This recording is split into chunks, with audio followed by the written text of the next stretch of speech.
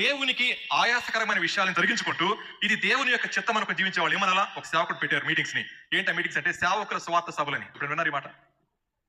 క్రీస్తు స్వార్థ సభలు కాదు, సేవకుల స్వార్థ సభలు అన్నమాట. ఈ మాట చెప్పిన తర్వాత ఇదేంటన్నా సేవకులు పెట్టారు అన్నాను.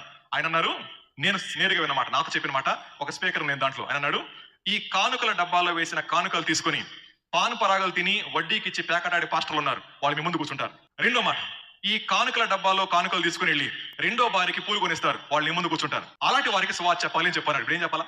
అర్థమైంది మాట? నేను మాట్లాడిందే, ఎవరో చెప్పింది కూడా కాదు. ఆ మాట విన్న తర్వాత సేవకులకే స్వార్థ అయితే మరి మన పరిస్థితి. అందుకే మాట చెప్పాల్సి వచ్చింది. ఇక్కడ కూర్చున్న వారిలో లోపల లేని భక్తిని పైకి చూపించే వాళ్ళు బోల్డు మంది, లోపల పాపం చేత పెనవేసుకొని పోయి పాప భీతి చేత బిక్కుబిక్కుమంట వాళ్ళు బోల్డు మంది, భయాన్ని బయటికి చూపించలేక దేవుని దగ్గరికి వచ్చి దొంగడి పేర్చే వాళ్ళు బోల్డు మంది. ప్రభు అన్నాడు, యథార్థవంతుల ప్రార్థన మాత్రమే నాకు ఆనందం, యథార్థత లేకుండా మీరు ఎంత ప్రార్థన చేయండి దేవునికి దుఃఖమే.